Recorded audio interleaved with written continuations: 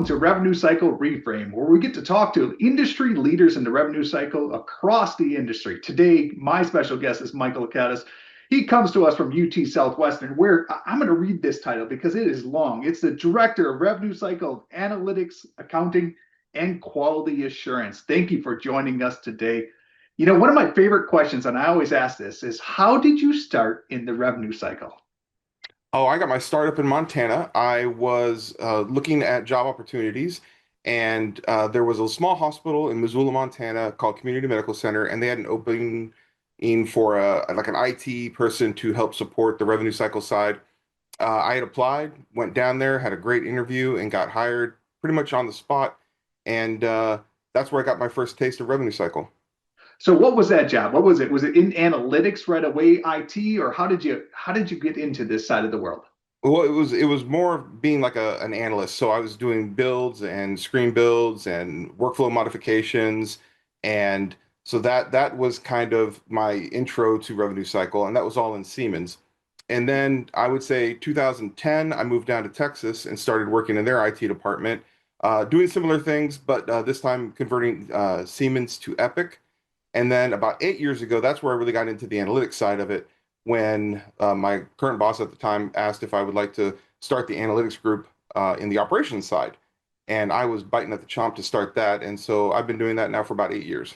8 years. So we're going to make the rest of the rev cycle world jealous today. And that's because we're going to talk to Mike about his duties and his jobs because he is one of the foremost experts, I would say, in analytics, in RPAs, in AI across the revenue cycle. And I know there's organizations out there that would really, really love to have your skill set. So tell me a little bit about what does your job look like today? How is it expanded? Where does it go from today into the future as well? Sure. So about 8 years ago, we were strictly focused on the analytics side, gathering the data, getting the reports, everything set up. About 6 years ago, we were like, great, we have the data. Now let's do something with it. Let's do that analysis portion. And that's where we started analyzing workflows, looking at gaps, trying to find money that we might have been missing. And we were looked at the biggest chunk was for us was we have all of these large volume, low complexity jobs that we have people spending hours and hours and hours doing. We should be able to automate those things. And so that's where we really stepped into the automation realm. And then about 3 years ago is where we stepped into the AI realm. And that was mainly with content creation. Agents came about a year after that. And that's where we're really starting to get into now is the agentic programming side. Our first agents that are going to be doing Epic functionality and denials management and everything, that's going to be coming here in the next month and a half. So are those all built in house by you and your team, or how does that work? It is. We have partnered with a group called Tarpon, and we are part of that organization, and we share ideas and everything with them. And we've outsourced a little bit of the programming to them as well, but we're utilizing the program called UiPath, and we have been programming all of that in-house. So if you went back and started over again today, would you do the same things that you did? It was starting on the analytics side to learn what's happening and then build it out the same way you're doing it today? Or would you looked at it a little bit differently for someone that's maybe brand new to the analytics, AI, and or RPAs? I would pretty much almost do it the same, just maybe a little quicker in each step. The one thing I've seen organizations that have failed do is to just put bots in just to have bots. We call these emotional support bots, and it's just to tell the uppers, hey, we've actually, we've got an RPA division, we have bots running. But what they've done is they've taken a workflow that was broken and just put a bot on top of it. Yeah. So it's not an efficient workflow. We don't even know if it's a good workflow or not. So what we do is we get in, we do that Lean Six Sigma program project and try to make it as lean as possible, then analyze it. Is it still a bot contender? If it is, then we'll bot. If not, we won't. So when you look at a project like that, how do you go about it? What's the start of it? How did you, from a Lean Six Sigma strategy standpoint? So again, we get to the Gemba. So we sit with the end users, we're recording sessions, we're looking at timing. And while that is going on, I'm in the background and I'm asking the five whys. I'm like, why exactly are we doing this? What is the outcome we're expecting? What is the benchmark KPIs that we're receiving now? Are we getting 20% return, 30% return? And as I'm sitting down with them, we're also doing the Lean Six Sigma project to try to get that even better. And then I say, okay, now that I understand your workflow, now we've got this process design document in place.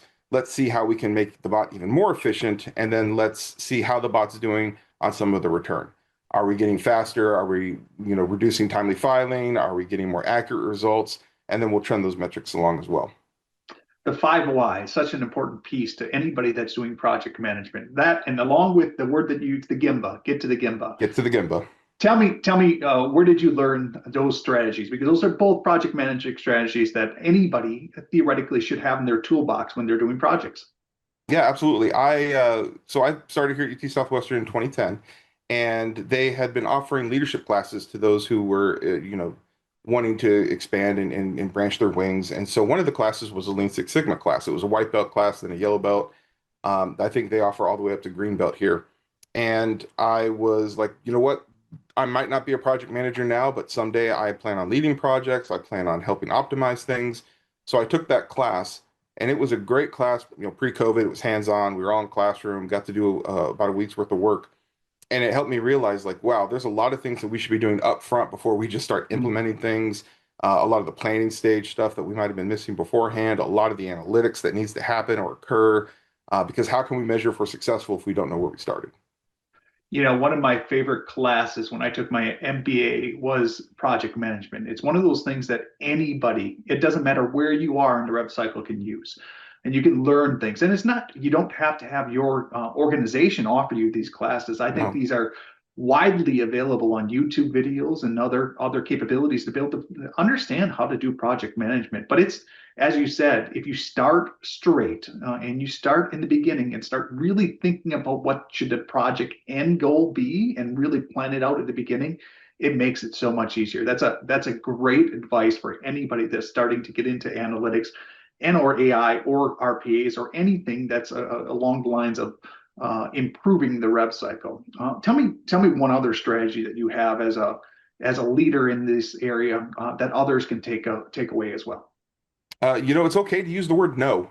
Hmm. A lot of these cases, you might be getting people from higher levels and everything saying, "Hey, we need to do this automation. We need to do this workflow. We need to be doing this," and it feels like, oh, I have that, mandate. I must automate this workflow, or I must do this, and you'll waste a lot of time on workflows that maybe don't have a lot of volume, or that's probably just the workflow that's getting the most vocal trend. That's the one that's yelling the most when it truly, wouldn't save us a lot of time. There are bigger fish to go for in the ocean. So That's a fantastic one as well, right? And even project scope creep, that happens quite a bit, and especially individuals that I would suggest would be the SMEs across your organization and listening to them and making sure they understand the process first. Are they have it fully scoped to what they're currently doing today? I think a lot of people miss that step in the beginning is saying, tell me your current scope up to the process you're doing today. Because if they don't know what their current scope is, how can they design a future scope? Is that you're shaking your head there? Anything you yeah, want to say in regards to that? before we started automating, we actually developed the SOP library, and so all of the end users, all the SMEs, had to look at all their workflows, get all their SOPs. We centralized them, knowing that we would use them not only for automation standpoints for idea generation and looking at workflows, but also knowing that the AI realm was upcoming and that Copilot could have access to all of our SharePoint sites. So we actually have an AI agent called Sophie, Sophie, that helps us gather all that information. Or if people have questions about workflows, they could ask Sophie, and Sophie can get them not only like a step-by-step diagram, but also point them to where the SOP lies, bring up the actual document, and point out any issues that they might be having. I love that approach. SOPs are so important, and so many organizations today still don't have SOPs built for their entire process. Where would you, if you had to recommend the starting point of if someone needs to start with SOPs, where would you recommend how they should start that process? So what we came across was a lot of people already had something like an SOP. So we formalized an SOP document, formalized a template and a standard, and said, hey, go through your workflows, put them on these templates. This will help us, standardize ideas, standardize things so that if we were training anyone to come into your department day one, they would have a great sound training document. I think where we are seeing a lot of errors is keeping those SOPs up to date. Yeah. So we use those SOPs in our quality. That's one of the job words in my title for quality assurance. And anytime we have any discrepancies, we always go back to the SOP. And we always say if it's not documented, it didn't happen. Or if it's not documented, we can't test it. So we try to use that mentality when going back and forth with staff. Mike, that's an important one as well. We too, obviously, any organization that has SOPs understands that there are times when you take a look at it and they become out of date, or they haven't been updated with the latest process change that did occur. It's one of those that's a reoccurring issue that you have to take a look at as well. And many of our directors across our organizations have time frames. When am I going to review this SOP, and when am I going to go at it again and rechange it?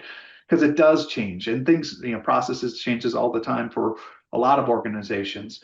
But it's important when you keep those updated. And I love the idea of actually utilizing AI for it as well, because that's going to be something that's going to be important going forward, because it can read those SOPs and give you feedback on them as well. And it Um, does. And it also allows us to know which ones are due up for renewal. I can ask and say, what are my 10 oldest ones? What are my 15 oldest ones? And then another thing we're doing is we're also uploading all of our upgrade information as well. So whenever we're doing Epic upgrades, whenever there's upgrades in workflows, we can upload that into Sophie, and then she can analyze those upgrade documents and say, hey, you're upgrading workflow 123. Here's the SOP. SOP does not match what the new upgrade workflow is going to be. Someone needs to review this and flag it for someone to do. That's fantastic. That's an amazing approach in order to make sure you're updating the SOPs when workflow change, design changes as well. How do you build in analytics to those SOPs? I've seen some organizations do it well, and I've seen some organizations where that's a struggle for them. Do you have So, metric based? so when we're looking at SOPs, are you talking about the analytics to see, how many people have opened it, how many times it's been reviewed? Because Yes, all of that, that or yeah, KPIs for the processes as well. Do you build okay. those in with those SOPs? We don't put the KPIs into the SOPs, but we do put analytics around, which workflows are being looked at, which ones haven't, stale, stagnant work SOPs, um, and then which ones are being utilized the most, because then we can say, okay, let's get those leadership talking to the ones who aren't updating theirs. Mm. Do they have a routine? Do they have a quarterly review? Like, what are they doing different that the other organization pieces aren't? And then try to get them together so that they can communicate better. This is great on SOPs, but I'd like to pivot a little bit and start Oh, yeah, talking a little bit about your analytics, because I think that's where you started, right? A data correct. governance and capability in order for it to build out the analytics to be able to understand what's happening. So tell us a little bit more about that strategy. Sure. When we first started the analytics group, it was basically myself and one other person, and that other person was mainly in charge of payer policy updates and payer policy programming within Epic. And so what I did is I basically sat in all the meetings with all the upper leadership, and my goal was to have the report done before the meeting ended. Mm. Because I was sitting there, we could understand it. I knew the data, I had built the data. And so getting that data out as quickly as possible and as accurately as possible was one of our first priorities. Then the team expanded and we slowly started gathering more and more information and better tools because before it was just SQL. Then we implemented Power BI. Now we've gotten into Tableau. Now we're able to do Python programming, R programming to trend, to find missing charges, to find details that we wouldn't have been able to find before. And then once we put our AI layer on top of that, it's going to give us charge recommendations. It's going to give us denial recommendations. It's going to find all of these little nooks and crannies that we weren't able to find just due to time constraints. It's interesting. Most organizations, there's an argument to be had. Does the analytics department report up to IT, or does it report to the operational side? And it sounds like the choice that Southwestern made was to move it to the operational side and the rev cycle folks. Do you think that's a wise choice for most organizations? And if so, how can a rev cycle leader sell that to their leadership that needs to be reporting to operations? So I think our side right now, like we have a really good analytics team at UT Southwestern that lives under the IT department. What was really failing was the speed of which they could reproduce the reports and accuracy of like maybe a first report pass. Those report writers were writing reports for bunches of different software and different workflows in different areas, so they weren't really revenue cycle centric. There was a lot of back and forth with, hey, this is what we wanted, but you gave us this. And so there was a communication breakdown. To reduce those breakdowns, we were able to get somebody who had a background in rev cycle, a background in technical, a background in analytics, and kind of bridge that gap so that when we're having conversations with our director level, VP level, we're able to speak the same language. We understand what exactly they're looking for without having to have like a detailed, I need this column with this exact cell and stuff like that. We were able to kind of get the gist. And we always start the conversation with, what exactly are you trying to get out of this report? Because sometimes what the ask is isn't really what the end goal should be. And then we can kind of help frame them. Okay, I know what you're asking for. This is the ultimate end goal in mind. Again, coming down to the 5 whys. And then we can give a better product or a better solution in a way quicker time than a non-centralized or a centralized IT person could. That's a fantastic way to approach it. Any other selling points that you would sell to the IT folks to make sure they understand the importance and the urgency of rev cycle being independent in a sense from the decision making process? Sure. So every time we come across an issue, every day of lag that isn't, analyzed or fixed is revenue loss. Yep. And so by having the reports as quickly as possible, being able to access the data almost real time is very key and important. I will tell you though, even though we live outside of IT, we follow all IT governance, we follow all IT policies and procedures, we go through them to request access, we go through them if there's any questions or thoughts or concerns. So we are very much in tandem with our IT analytics group. That's a fantastic advice, right? Making sure that you follow those policies, procedures, that you're not going rogue based upon the data as well. Make sure that you're protecting the data the way they require the data to be protected. That's an important piece because if they're going to trust you, you're going to need that information to be in their governance and policies, and then they'll more likely to allow you to do the items that you need to do in order to make the improvements of rev cycle. Correct. So tell me how you're looking at RPAs altogether. What does that look like to you from the standpoint of how do you improve the process? And actually, why don't we start from the basics? What if someone doesn't even know what an RPA is? Can you give the definition of what you would define an RPA as? Sure. Actually, I did career day at my kid's school last Friday, and to define RPA to them is it's a robot that basically can do whatever it is that you tell them to do, and only what you tell them to do. So we kind of had me standing up, and they would give me directions on how to pick up a piece of paper and throw it away. And I was like, you have to be very specific because the bot isn't going to know these certain things, like maybe it would with agentic AI. I was like, you have to tell me to bend, how to bend, where to bend, how to pick up, what piece to pick up, where to put that piece, how to hold it, how to, and go into that granular of the detail. Because if you don't, the bot is going to not know what to do next or miss or do something really weird. But so we are very particular in all of our bot executions. If for ever any reason the bot were to go rogue, it immediately stops and, logs a fault, alerts one of our maintenance staff, and then goes on to the next account. Yeah, it's one of those where if you can replace the items that are automated, you want to automate the items that are really repetitive that Hmm. people are doing every single day with click here, click there, click here, move here type of scenarios. You can save a lot of labor costs across an organization. How much do you think you've saved so far from an RPA perspective, do you think? Oh, I can tell you almost to the penny, but we're about 4.5 million in the past 6 years, and 1.5 million last year alone. And that's just in FTE savings, where we've taken those FTEs and moved them to other areas of our revenue cycle.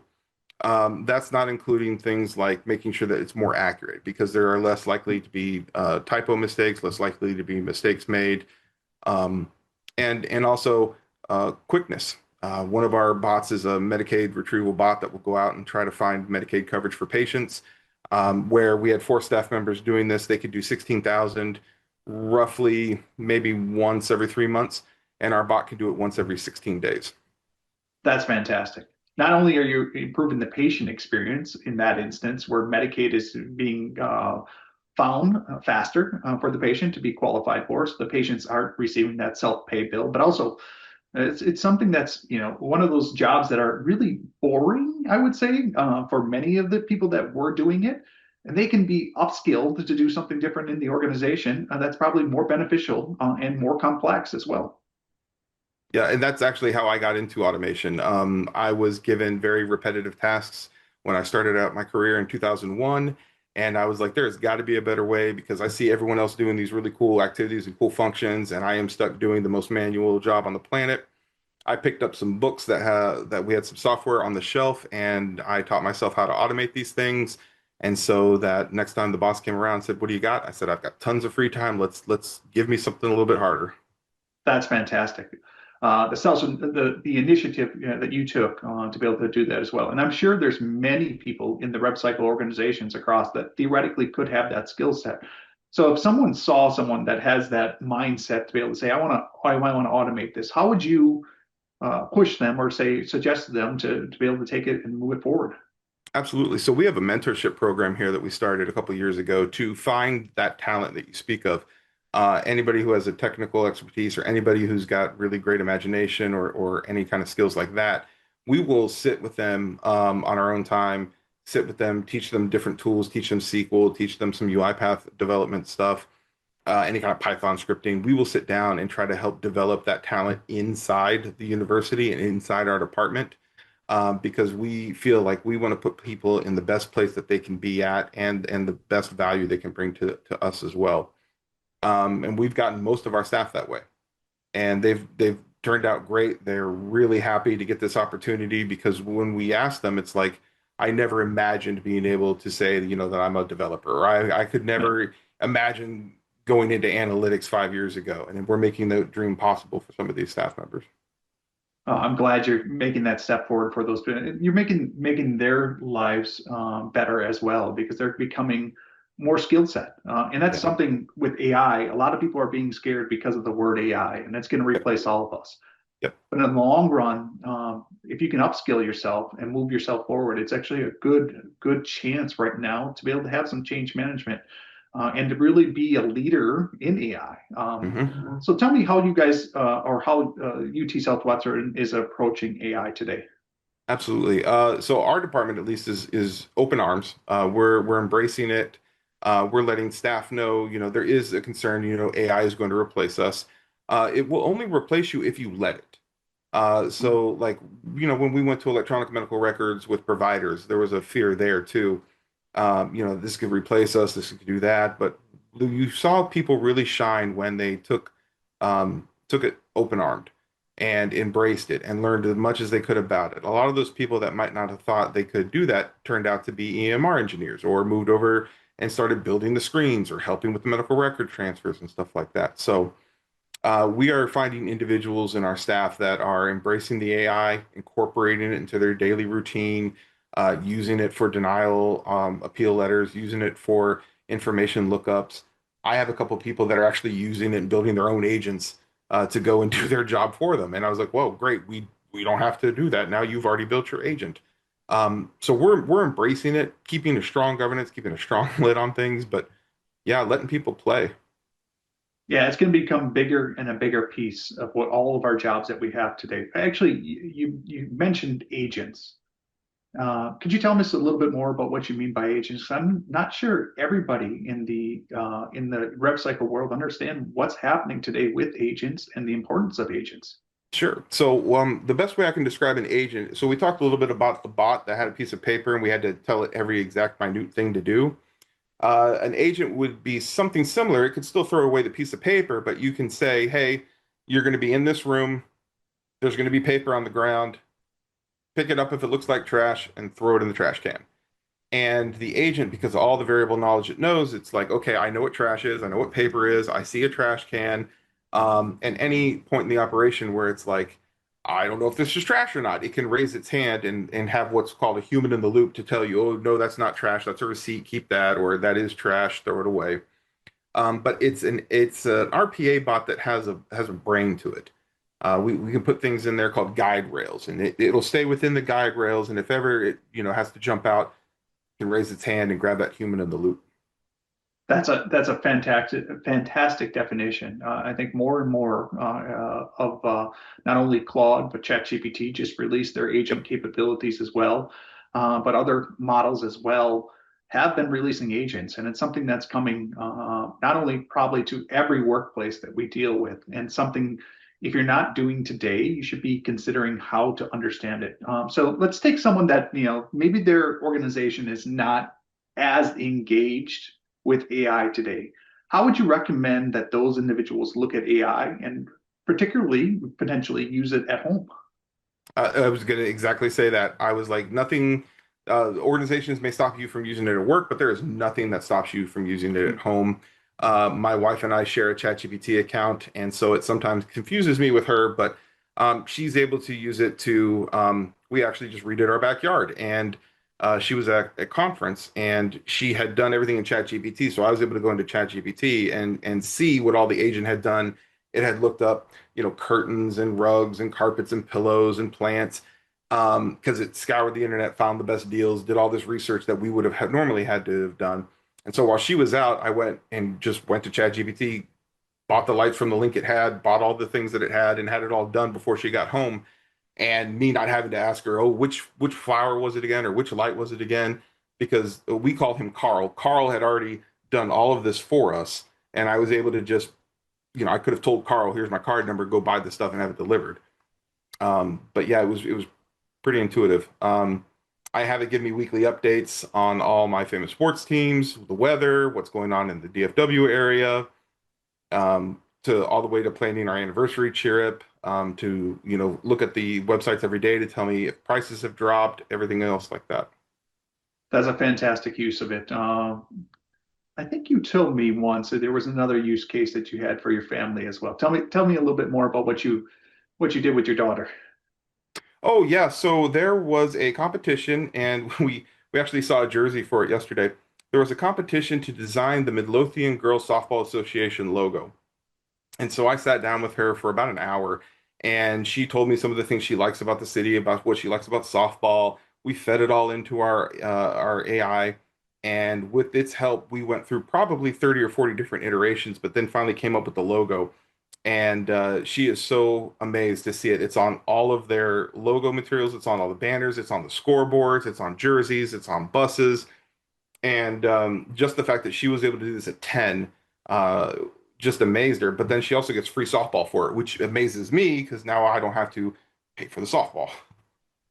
Another fantastic use case, imagery. Yes. And it's not just all leaders across the industry of RevCycle. It's you can do that internally as well, creating capabilities to be able to share diagrams of what's happening today in your RevCycle world, to leadership org charts if you need something a little bit different, to PowerPoint presentations, to replies to emails as well. All things that ChatGPT, as long as it's obviously not PHI being loaded in, but all things today that ChatGPT, Claude, whatever it is that you would utilize typically can help you with today. And I think it's one of those things where I do believe a lot of people are embracing it, but there's still laggers out there.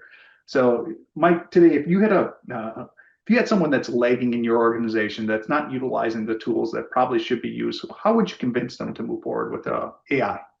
I would sit them down. I'd ask them what some of their pain points that they're dealing with today, like what's the couple of biggest frustrations that they're having. I would listen to their feedback, and then I would try to insert AI into any of that. 9 times out of 10, that could be a solution. Maybe they're having an issue, drawing up an analytics scheme, or they're trying to produce some kind of visual, or the PowerPoint's always a good one. And we can do PowerPoints now in seconds, which used to take, hours and days. With Gamma, we can create a PowerPoint presentation within 30 seconds and it'd be fully usable.